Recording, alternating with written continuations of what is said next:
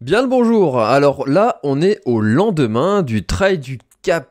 Le Trail du Cap, c'est un trail qui me tient vraiment beaucoup à cœur. Si tu ne connais pas la petite histoire, eh bien mon papa est décédé d'un cancer du poumon et on a jeté une partie de ses cendres à la Pointe du Raz et ce trail passe par là. Donc forcément, il y a une forte attache sentimentale pour moi avec ce trail qui finalement a été ma raison de courir pendant très longtemps. Alors ça l'est un petit peu moins maintenant parce que ça fait quand même 10 ans que mon papa est décédé, donc forcément au bout d'un moment le deuil passe et puis tu passes un petit peu à autre chose et les raisons changent, et donc forcément il y a quand même une belle attache avec ce trail. Donc j'étais très content d'aller tester pour la première fois cette version 50 km. C'est que la deuxième fois qu'ils le font. Il y a eu l'année dernière et puis cette année.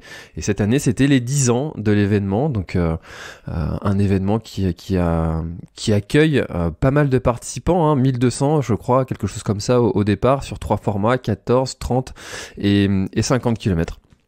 Donc un événement qui marche bien, avec pas mal de succès. En même temps, vu le parcours, principalement en bord de mer, surtout pour le 30 et le 50, eh bien forcément il n'y a pas beaucoup d'événements en fait qui ont autant de kilomètres en bord de mer que celui-ci. On a aussi le Trail du bout du monde qui a pas mal de kilomètres en bord de mer, et le Grand Raid du Finistère, bien évidemment, je vais pas non plus être complètement oublié le trail que j'organise. Donc c'est un événement qui a vraiment pas mal de succès, et moi pour ma part c'était la première fois sur cette version 50 km. Alors comment est-ce que ça s'est passé? Alors on va parler un petit peu du parcours, on va parler de mes difficultés, on va parler de comment est-ce que j'ai géré la partie alimentation, la partie entraînement, et puis dans tout ça en fait, je vais vous partager des petits conseils pour peut-être éviter de faire les mêmes erreurs que j'ai pu faire. Alors déjà, ce qu'il faut savoir, c'est que à l'origine, c'était un objectif fort pour moi de ce début de saison. Et puis en fait, donc la semaine dernière, je sais pas si tu avais pu écouter mon petit feedback sur le dernier homme debout à Orvaux. C'était la première fois que je faisais un trail aussi en format boucle, là, où tu as une boucle de 7,5 km, un départ toutes les heures et tu recommences. Si tu ne l'as pas écouté, je t'invite à aller l'écouter, le petit feedback qui est sorti la semaine dernière. Et donc... C'était cet objectif du dernier homme debout. Je pensais faire quelques tours, m'arrêter, mais en fait je me suis fait emporter. Finalement j'ai fait 43 km et puis alors moi je suis pas Claire Van Wart ou Casquette Verte ou Lucas Papi, et je suis capable d'enchaîner des ultras tous les week-ends. Non. Pour moi faire 43 km, je mets quand même quelques temps à m'en remettre. Donc faire 50 km une semaine après, en soi c'était déjà un défi. Est-ce que musculairement j'aurais récupéré? Est-ce que j'aurais eu l'envie aussi, tout simplement, d'aller me faire mal sur une distance longue? Est-ce que est-ce que mon corps allait tenir? Quelles allaient être les difficultés que mon corps allait imposer à mon cerveau? Je savais pas. Donc ça a été une belle découverte, parce que sur le dernier homme debout, j'ai terminé avec une petite douleur au genou et je m'étais dit purée, j'ai fait 43 km là, j'ai mal au genou. Comment ça va se passer la semaine d'après? Au final, j'ai rien senti du tout durant la course. Pas une seule douleur, si ce n'est des douleurs musculaires. Forcément, tu fais 50 bornes, celui qui dit qu'il a absolument pas mal aux jambes, c'est qu'il est pas allé assez vite, ou je sais pas, ou vraiment qu'il était vraiment en dessous de son niveau, qu'il l'a fait en marchant, ou j'en sais rien. Mais ce serait bizarre de dire qu'on a vraiment mal nulle part. Voilà, c'est qu'il y a quand même, j'ai du mal à le croire en fait. Quelqu'un qui dit j'ai fait 50 bornes et j'ai mal nulle part, ça me paraît bizarre. Alors d'ailleurs ça c'est un sujet. J'ai un coureur qui suit ce que je fais sur les réseaux, sur YouTube, je pense, ou sur Facebook, et qui me dit c'est une broutille pour toi de faire 50 bornes. Non, faut surtout pas se dire ça. Jamais, au grand jamais, se dire que un 50 km c'est une broutille. C'est comme tous ceux qui minimisent je fais que la Mascareignes. Mais attends, tu fais que la Mascareignes, tu fais presque 80 bornes sur des chemins qui sont hyper techniques. Alors oui, il y a des gens qui font plus, mais faire 80 bornes dans des conditions comme ça difficiles à La Réunion, faut pas le minimiser. Faire 50 km sur un chemin côtier, faut pas le minimiser. Même si t'as déjà fait des ultras, même si t'as déjà fait plus, même si t'as déjà fait beaucoup des distances, des distances comme ça, faut surtout jamais tomber dans ce travers de partir sur un trail long en se disant ça va le faire, j'ai déjà fait plein, pourquoi j'arriverai pas au bout En fait, sur le podcast, j'en suis vraiment à 250, pas plus de 250 épisodes enregistrés, entre tous ceux que je numérote pas et tous ceux qui sont pas publiés et tout.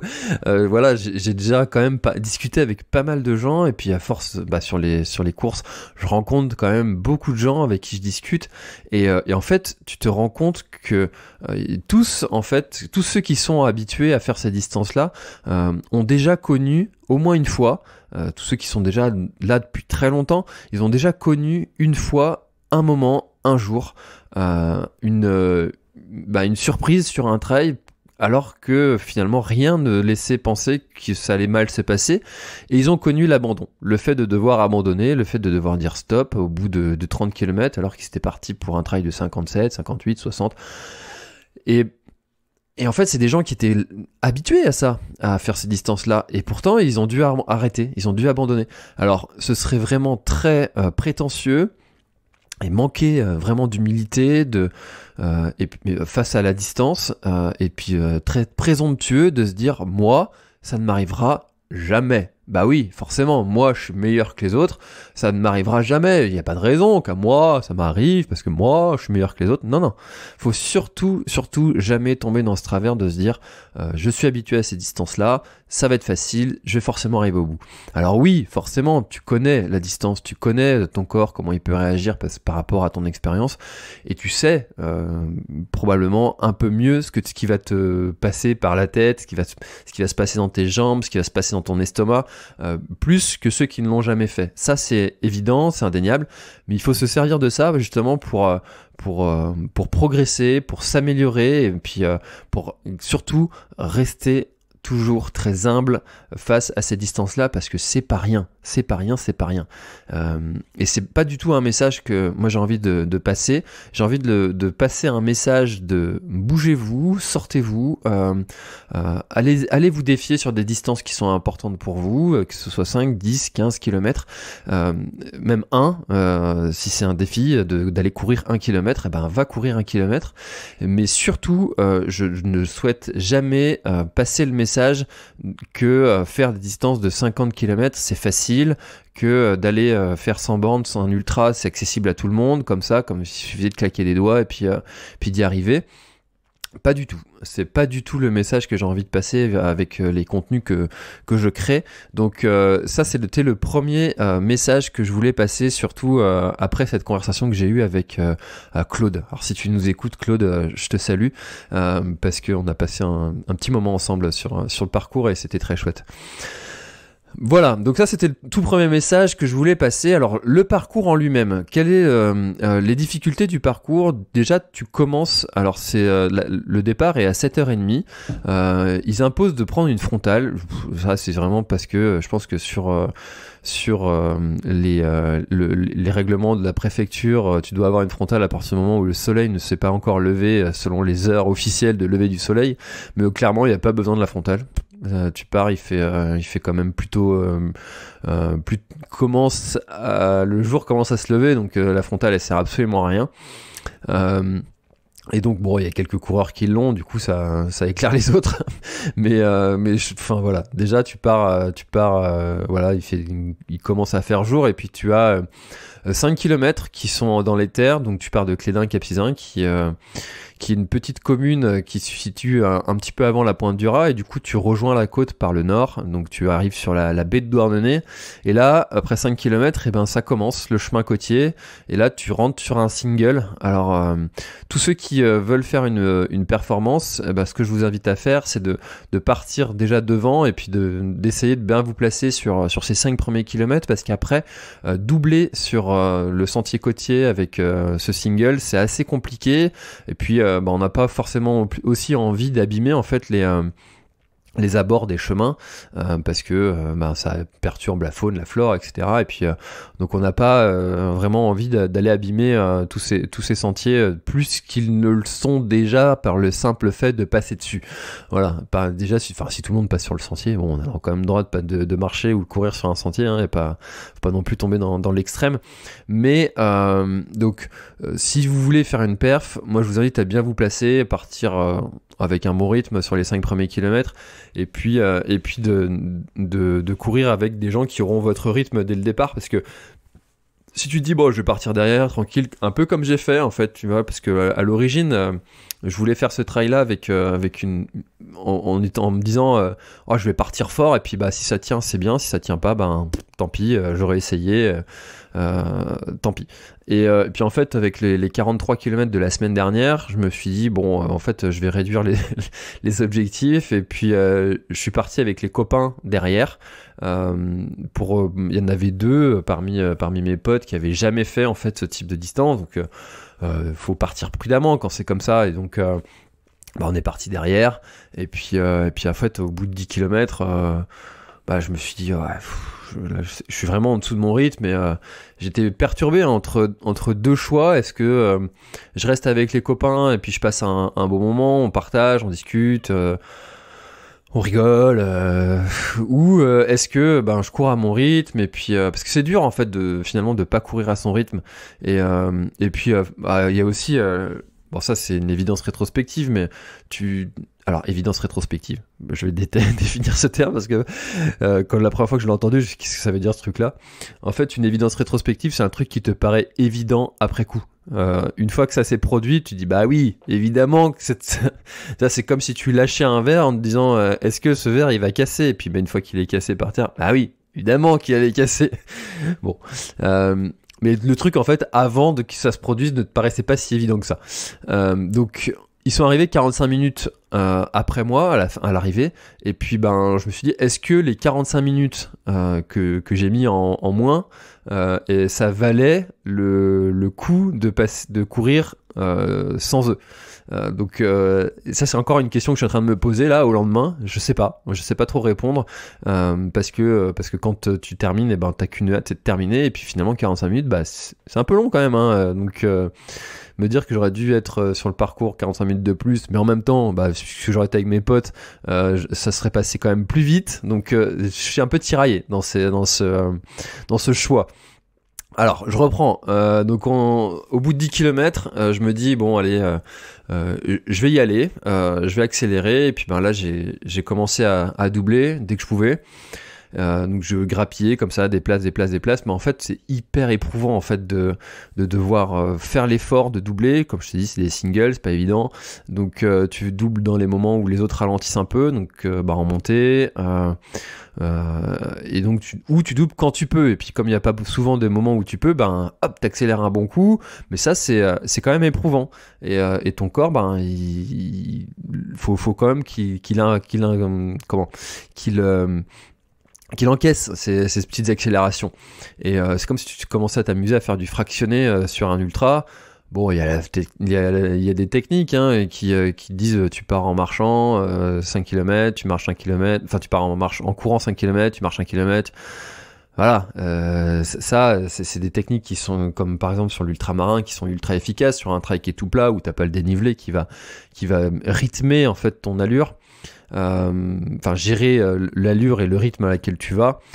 Donc voilà, ça c'est des techniques qui existent, mais sur un trail de 50 km, faire des accélérations comme ça pour doubler, c'est traumatisant, et je l'ai payé en fait après, parce qu'au bout de 30 km, tu as une portion en fait qui est un embranchement. Pour ceux qui font le 50, ils continuent, ils vont refaire une boucle, et pour ceux qui font 30 km, ils tournent et puis ils remontent direct avec Clédin Cap Suzin, il leur reste 2 km 5. Et là tu remontes. Et je savais pas en fait que cette seconde partie, elle était suffisamment roulante pour vraiment pouvoir allonger, accélérer, courir presque normalement. T'as pas mal de portions de bitume, même tu peux courir normalement sur beaucoup de portions de cette seconde partie. Donc en fait, comme j'ai subi ces petites accélérations d'avant, j'avais plus vraiment les jambes pour courir en aisance. Alors j'étais en petit footing, mais c'était pas non plus une allure des enfers. donc ça c'est peut-être un point de gestion que je changerais de en fait pas partir avec soit pas partir avec les copains au départ et me placer directement dans un... Alors ça c'est une petite astuce, si tu sais pas où te placer dans le peloton, quand tu prends le départ d'un trail, alors ça faut avoir quelques trails derrière soi pour pouvoir juger d'où tu pars, parce que si tu pars trop devant, tu vas te faire emporter en fait par ceux qui sont devant, qui vont pouvoir tenir un rythme de 12, 14, 15 km/h au départ, et toi tu vas peut-être te cramer en fait en faisant ça. Donc l'astuce c'est si d'habitude tu es dans la moitié du peloton, tu te positionnes au départ sur la moitié du peloton et tu pars avec les gens qui ont ce rythme là. Si tu es à l'inverse plutôt premier tiers, place-toi dans le premier tiers. Si tu es plutôt à la fin, place-toi à la fin. Et en fait en faisant ça, tu vas partir normalement avec des gens qui ont à peu près ton rythme, et ça va te permettre de ne pas partir trop vite, et à l'inverse de ne pas partir trop lentement et de devoir après doubler pour doubler les coureurs et puis te mettre à ton allure.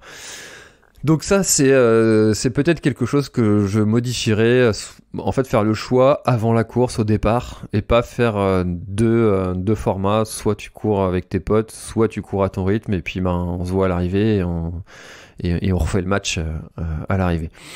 Alors l'autre sujet aussi ça a été la gestion alimentaire. Donc la gestion alimentaire elle était plutôt simple en fait. Alors moi j'utilise les produits de chez NAC, c'est des barres qui sont goût baie noix, j'adore ces barres là, elles passent très bien, sauf à un moment en fait j'arrivais plus à manger. Alors il faut dire aussi que la veille a été un petit peu perturbée parce que c'était l'anniversaire de mon fils, il a eu 6 ans. Donc le samedi on a fêté son anniversaire et forcément le midi on lui a dit qu'est-ce que tu veux manger, qu'est-ce qui te ferait plaisir pour ton anniversaire. Et le bougre, il nous a dit nuggets frites. Et oui, la classique. Hein. Donc, on est parti dans notre petit resto de Quimper qui fait des très bons burgers. Et puis, lui, il a eu son petit nuggets frites. Et moi, j'ai pris mon burger des enfers le samedi midi. Donc ça, c'était vraiment pas vraiment un choix très très judicieux en termes d'alimentation. Et le soir, en fait, y avait, les potes sont restés pour l'anniversaire et tout, et puis on s'est commandé asiatique à manger. Donc j'ai mangé des nems, donc qui dit nem dit friture, donc voilà, la veille en plus avec des bonbons, enfin c'était n'importe quoi en fait. Cette gestion alimentaire du samedi pour faire un trail le dimanche. C'est ni fait ni à faire, donc j'avais un petit peu peur que mon estomac me le fasse payer le lendemain. Au final, c'est plutôt bien passé, il n'y a pas eu de gros soucis digestifs. Il y a juste eu un peu un problème entre le 20 au 25e, où j'avais du mal à manger, et puis là je croise ma femme au 30e et puis elle me demande si ça va, je dis ouais ça va, mais j'ai du mal à manger et je sens que j'ai un petit coup d'énergie là en moins, je commence à avoir les yeux qui se ferment presque tout seul, enfin je sentais qu'il fallait que je mange, mais en même temps j'avais pas envie. Et là, qui je croise? Incroyable, Julia Baleine, que je salue, je ne sais pas si elle écoutera ce podcast, mais Julia Baleine qui a Impulsion Nutrition, qui est une nutritionniste du sport qui a son cabinet sur Quimper et qui accompagne beaucoup de trailers. Alors si jamais vous cherchez quelqu'un qui peut vous aider sur les sujets de l'alimentation, je vous recommande d'aller checker Impulsion Nutrition et puis de demander à Julia, vous lui dites que vous venez de ma part, vous la saluez de ma part, et puis elle vous donnera de très bons conseils. Et là je la croise sur le parcours et je dis tu tombes bien, j'arrive pas à manger, et puis elle me dit prends juste un petit croc comme ça, et puis un petit croc, puis un petit croc. Et ça, c'est des conseils en fait que je sais, que je connais. Mais en fait, ça, c'est tout l'importance. Et on se dit des fois, pourquoi est-ce que François Daen ou Mathieu Blanchard ou n'importe qui, ils ont des gens qui les accompagnent, une assistance, et puis qui leur disent quelques mots sur un trail. Bah en fait, c'est que des fois tu perds un peu la lucidité, et puis les choses que tu sais et qui te semblent évidentes avant, et ben pendant en fait l'objectif, et ben tu les oublies ou t'y penses pas ou et puis ben j'ai fait ça, j'ai ouvert une barre et j'en ai pris qu'un tout petit bout, et puis un quart d'heure après j'en ai repris un petit bout, et puis un quart d'heure après encore un petit bout, et puis au final ben l'énergie est revenue. J'ai pu aussi prendre un petit stick de miel. Ça, les sticks de miel, ça passe très bien chez Happy Run ou Meltonic. Moi, c'est les deux. En fait, j'adore le miel, donc ça passe très bien. Et donc voilà, les produits de chez NAC, j'avais pas utilisé la poudre, et ça, je pense que c'est une erreur que j'ai fait, c'est que la poudre de chez NAC, le mélange pour boisson aussi, ça c'est un truc que j'avais testé sur pas mal d'ultra.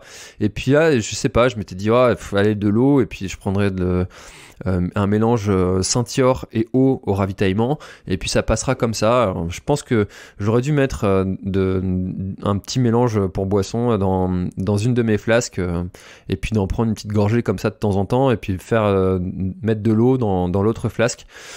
Voilà, j'aurais dû essayer ça, et je pense que dans un mois là, c'est ce que je ferai pour le prochain objectif. Donc ça c'était le sujet de l'alimentation, et donc assis au ravitaillement aussi, à chaque fois je prenais un tuc, un seul, et puis pour avoir un petit peu de sel, et je remplissais mes flasques et je repartais. Donc il y avait beaucoup de ravitaillement, beaucoup de points d'eau, donc finalement c'était pas ultra utile de se charger, et je pense qu'avec 1 litre en fait ça passe. Donc ouais, je me suis peut-être un peu chargé en eau, j'avais un petit peu trop, et puis en fait il faut se dire que tout ce que tu as sur toi, tu le portes, et si tu le portes, tu vois, je vais pas te faire un dessin, hein. Si tu pèses 3 kilos de plus, les 3 kilos faut les amener, hein. Imagine de te mettre un sac à dos de cailloux qui te sert à rien sur le dos, ça te paraît très bête. Finalement de porter des choses, des équipements qui te servent à rien, c'est pareil, c'est pas utile. Donc s'il y a besoin s'il y a la possibilité de porter moins de choses, faut surtout pas hésiter. C'est comme partir avec une sous-couche en plus, une veste en plus, un truc en plus, un kawaii on sait jamais, un legging long on sait jamais, un machin on sait jamais, une frontale on sait jamais, je sais pas quoi on sait jamais. Non, si à partir du moment où on te dit je prends ça au cas où, le prends pas en fait. Alors là moi j'étais parti sans veste parce que je l'avais oublié à la maison. Vraie raison c'est ça, je l'avais oublié chez moi la veste, et je suis parti sans, j'étais en t-shirt avec des manchettes, et en fait je me suis dit j'en ai pas besoin de la veste, parce que quand tu cours t'as suffisamment chaud. Bon, il faisait 3 degrés, mais il n'y avait pas de vent. Donc, quand tu cours, t'as suffisamment chaud, ça passe. Par contre, je me suis dit, là où c'est pas prudent de faire ça, c'est si jamais il m'arrive un truc, si jamais je me fais une cheville, si jamais je me fais mal et je peux plus courir, ou je dois attendre des gens qui viennent me chercher, en fait, j'aurais été bien content d'avoir une veste à me mettre sur le dos, un truc, tu vois. Donc, là, pour le coup, c'était pas le truc le plus raisonnable de ne pas en avoir, mais bon, ça s'est bien passé heureusement, mais un jour ou l'autre peut-être que ça se passera pas bien si je fais ça tout le temps, peut-être qu'un jour je le paierai, donc attention à ça. Alors il y a eu un moment où c'est devenu aussi un peu dur, ça était à la fin, les 10 derniers kilomètres en fait, il y a un moment où tu passes sur la boucle qui fait 20 km, il y a des portions qui sont ultra roulantes, de portions de route, etc. Mais tu traverses aussi des marais où tu as de la boue, parfois jusqu'aux genoux, et ça en fait ça a été dur à encaisser, parce que moi j'aime pas la boue déjà, mais en même temps ça a été dur parce que c'est dur d'avancer dans ces conditions là, mais en même temps j'étais des fois un peu content de voir ça, parce que c'est comme quand tu vois une côte et puis tu te dis bon, allez, je suis pas obligé de courir là-dedans, je vais marcher. T'es content parce que du coup t'es pas obligé de courir, et puis voilà, ça te fait passer un peu, ça te fait récupérer un petit peu, et puis après tu peux repartir en courant. Mais la boule, elle était sévère, elle était un peu hardcore quand même, hein. Elle était dure, En plus l'eau elle était ultra froide et moi j'ai un problème, c'est le syndrome de Raynaud. Alors tous ceux qui l'ont, check les gars, les filles. C'est le jour où il y a quelqu'un qui me trouve une solution, je sais pas, je lui embrasse les pieds, je sais pas, je file toutes mes paires de chaussures, j'en sais rien. Mais en fait, je paierais très cher pour trouver une solution parce que c'est très très chiant en fait. Sur tous les ravitaillements, forcément, tu t'arrêtes un petit peu. Et ben là, j'avais les doigts qui devenaient tout blancs et c'est pénible en fait. C'est pénible. Donc ça fait mal, donc là, quand tu traverses des marais avec de l'eau qui est ultra froide, là t'as les pieds qui deviennent tout durs.